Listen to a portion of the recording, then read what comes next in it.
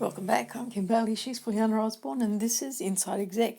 We're continuing our discussion with Paul Cuatrecasas, and in this episode, we're going to hear Paul's views on entrepreneurship and how you can incorporate that into the decision making in your organisation. In all of that, you covered a whole lot of things that we were going to talk about anyway. And just for you personally, the biggest management challenge. You mean in my company and how we're growing as a company? In your career. Sure. I think for most people, it boils down to Darwin's, thesis of not the strongest who shall survive. It's the ones most adaptable to change. I really believe that. And now having lived long enough to, tell the tale, it is absolutely the case. I was just reading yesterday that in the city of London, which has for God knows how many years been the center of finance with human beings marching down on trains and the tube to their offices, will become more of a ghost town, so to speak. And they're looking at using more of those office buildings as serviced offices, as incubators, places that can house more tech startups and so on. It's just an amazing thing, but I'm not surprised. I mean, I've been thinking about that for years as we walk down the streets of the city, or we're on a taxi, in a taxi or a car, looking up, you have to think, how much longer will these buildings need to be filled with people? Because so much of it can be done through software robots and so on. So the challenge is adapting to that in every industry and for us. And we've adapted as a firm. So, I mean, our firm traditionally for the last 30 years has been advising tech companies and startups on either raising capital, institutional capital, or helping them sell out, exit to typically a trade buyer. That's what we call sell side. Essentially is most of the work we've done. And so we've had our own transformation and adaptation, which started 4 years ago with this, what we call techquisition, which is the large corporate, the incumbent non-tech company, having to adapt by not just in-house organic work, but by investing in or acquiring a technology company or a digital company, which isn't easy to do. So we've had our own challenge there, and it's been like being a startup again. And so that's a challenge. And I think it's going to be fun now. I think that a lot of the hard part is over. We're not out of the woods yet because still so many companies are struggling to see the need to do it. Unfortunately, the more companies that bite the dust, the more that the surviving companies see the need they really do have to do something. So that's certainly benefiting our effort. We think it has to happen naturally as soon as possible. And the challenge also is talent. I think that young people today are so different from 20, 30 years ago, and the things that they want are really, really different. And so we have, like every company, we have to adapt to that because young people are the future. We've been working with a company based in Dubai called EQ Exponential. Really interesting guys. They're a spin out of Singularity University. I really like what they're doing with some diagnostic tests of cultures of companies. I won't get into that, but I bring it up because they are offering something called Board as a Service. And they believe that it's important that every established company, mid-size, so I guess at least a couple $100 million in revenue, should have a under 25-year-old on their board. Not just any under 25-year-old, but someone who has been an entrepreneur or who is designing, digital systems for business. And I think it's a brilliant idea. It's very radical. And I think most companies will just reject the idea for all sorts of reasons, but there will be many companies who do it. And I think it's a brilliant idea because business is about perspective. Life's about perspective. And the more perspective you have, the better. There can't be anything wrong with having more perspective. If you don't like someone else's perspective, you can always say, look, I don't agree with you, or say no. Doesn't mean you have to accept their opinion or their view, but the important thing is to have the view, is to have the perspective that you didn't otherwise have, especially when things are moving so fast today.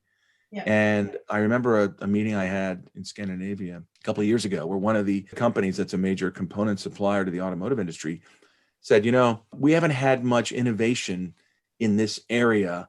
I think it was braking is the one thing. We hadn't had much innovation in braking in the last 40 years, but we've had more innovation from Tesla in the last 2 years than we had in those previous 40 years. And There you go. so that's an example of, and by the way, we hear that all the time in so many industries, if not almost every single industry that I can think of, except perhaps pharmaceutical and chemical industries, for reasons we could talk about later. But there's just so much change going on. It's adapting to that change across the board, which is key. At our 200th episode just a little while back, and we got our previous guests to send us their thoughts, almost mirroring what you're saying, was a fellow from New York who's very immersed in Wall Street. And his greatest concern was that there were all of these organisations who were going to do nothing. And this was their big opportunity to change and change radically. And he felt that it just wasn't going to happen. And if they didn't, they were going to be gone. Yeah, we could go to the story of Kodak. I think it's interesting because the board knew what was happening. They knew from the very beginning that they had a lot of the patented technology to digital photography. They were presented with the early digital cameras. The comments that I hear were mentioned at the board meetings was, well, that's really cool, but it's nothing like these beautiful photographs that we Kodak make, and it's not going to go anywhere anytime fast. And they literally, the board watched the share price decline in a straight line over 10 years, and they tried a few things in marketing and so on. But it's almost as if, when you look back in hindsight, it's almost as if the board said to itself, human beings only tend to live 85, 90, maybe 100 years. Don't you think, maybe companies shouldn't live any longer either. It's almost like they had allowed themselves to die because they were reaching their 100th year or so, and they just said, well, it's time for us to die. It's actually quite an interesting concept. What makes a company live and thrive and want to live and thrive and grow? What makes a company want to continue? And it's in the makeup, it's in the DNA that, every company is different, just like every human being is different. Every company has different DNA.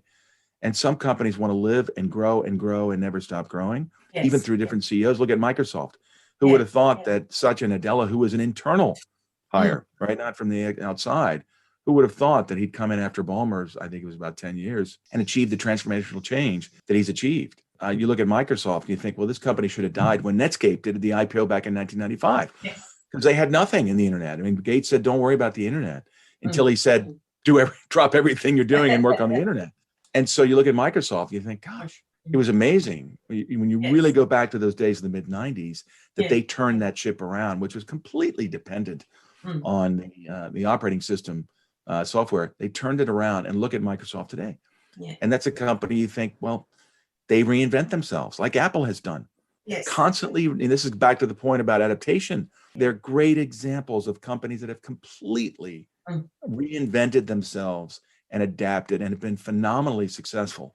And there are a lot of happy people in the world today because of their products and their services. And so, from that argument or that perspective, you'd say, don't let a great company die. A company should reinvent itself and change. I mean, IBM has done a similar thing. But some companies, they sell out. They, for whatever reason, recognize that changing is too difficult. It's not just adapting, it's also the speed in which to adapt. Things are moving so fast that you can't think, I'll think about it and I'll digest it. I think you've got to have that brave approach and take the risk with the reward that comes at the end. It's hard to change, many humans won't agree to finally change their diet until they have a heart attack. It's hard to change, humans or companies. And it's always a decision. It's always a decision. We talk to our clients and say, look, this isn't that difficult. It's as difficult as you want it to be. But it all comes down to a decision. If you make the decision, then you will do it. In most cases, I'd say every case, you'd be pretty happy you made the decision. We saw the company Thomas Cook in the UK a couple of years ago and had some enlightened individuals there, but not everyone. The problem with that company was as a board and executive committee, they were overly focused on refinancing their main bank facility instead of really making the changes necessary to the business model, which had 500 shops that people would go into to book their flight. Again, instead of, you could book everything on one tap on your phone. As a company, rather than as individuals within the company, as a company, they couldn't do it. And so they didn't make the decision to change, to transform. And now they're gone. Same with Toys R Us, same with Hertz, a lot of examples. And they can blame it on, Whatever. debt put on Yeah. by the private equity, but that's an excuse. It really is. It's not a legitimate reason. It was more that they didn't make the decision Yes. to change. And it was more that they, as a board and management team, were overtaken by limiting beliefs. We can't do that. We can't do this, or Yeah. I've got a question on your career front. Back to, you were in mainstream finance and then you switched to your own company and doing what you're doing now. What was the trigger for that? What was the excitement? How did you make that switch? It was, I don't know if anybody's asked me that before. It was back in 1993.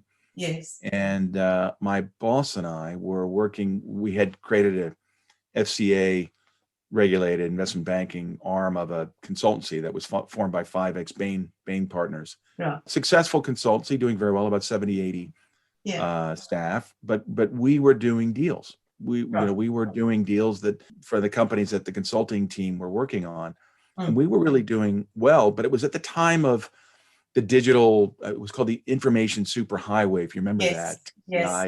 I had talked about it, and Goldman had come out with their Communicopia research, and it was the beginning of seeing the merging of communications content with telecoms and the digital fiber telecoms. And we saw that, and then we had a telecoms client, and we knew that deregulation was coming in Europe of telecoms, and privatization was coming. And it just felt like the time was right to set up our own firm in London to cover Europe, at least to start with, for this new thing called, technology, which was emerging technology in 1993, and telecoms, which was becoming privatized and deregulated.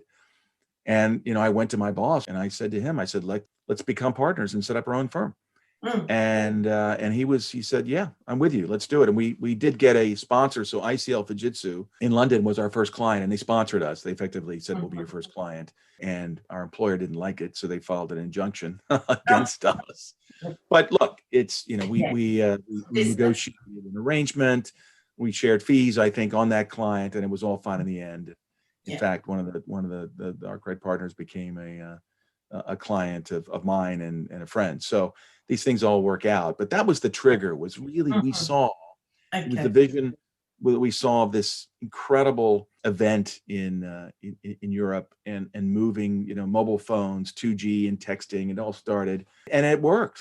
I think it worked better than we had expected. We didn't know what to expect, except it's exciting to start your own company. But ICL Fujitsu ended up becoming a client over 10 years through 3 different CEOs.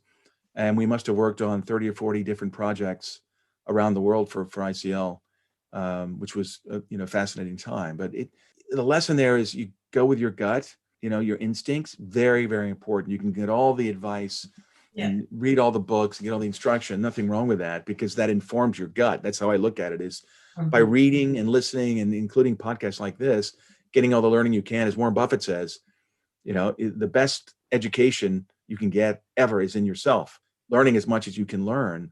And that tends to inform your gut when it comes to making the decisions, which are critical. Everything comes down to a decision.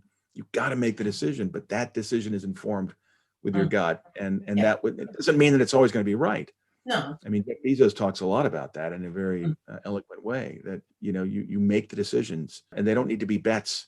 You can have the context of an experiment, the context of an investment, and you make those decisions knowing that not everything's going to work. And that's okay. And when it doesn't work out, it doesn't work out. About not taking it all on the chin, not taking it personally. Judgment of you as an individual. And that's one of the challenges. And it's why I like being an entrepreneur, and I like working with entrepreneurs. I think entrepreneurs are special people, and the general public tends to mainly see the headlines, which more often than not are the entrepreneurs that have really made it, billionaires, et cetera. And sometimes they'll read about the entrepreneurs that have failed. But look, many, I don't want to say most, because I don't know the precise numbers, entrepreneurs fail. Or maybe they don't fail, but they have experiences of failing and very, very hard times. And they keep a lot of it to themselves because they don't want to appear as vulnerable or exposed. They want to appear strong. They're an entrepreneur and they have to lead a team. and they have to hire people, and they have to be always, on their game and positive. But it doesn't mean that it's all roses back No, in the shop. no. And that's something really special about entrepreneurs as humans. They've got to be tough, and they actually have to grow their mindset. And I think it makes them better, stronger people for the other relationships in their lives. Not always. I mean, we know the stories around Steve Jobs and the challenges there, but not always. Mm. But I think increasingly in today, where we have young people who demand more from life, and they demand fairness, and they demand integrity, and they demand, otherwise they just leave, and set up their own little Facebook derivative or digital company. I think it is forcing entrepreneurs to be more human and to become better people and become tougher people. And that's not a bad thing. But then it's also a very interesting contrast with some of the larger companies that are being led by people who have never been an entrepreneur. Now that's changing. There are more and more companies that are either recruiting teams or people that have been an entrepreneur, or they are acquiring some companies that have been founded by someone, and the entrepreneurs stay on board. And they bring huge value to the larger companies. And sometimes they end up running the whole company or a big part of it.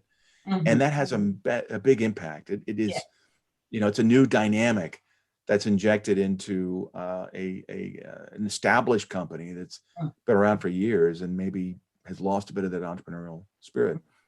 That's a good point for us to take a pause in our discussion with Paul. Please join us for part 3 of our discussion. But for now, I'm Kim Bailey. She's Fuliana Osborne. We're talking with Paul Cuatrecasas, and this is Inside Exec.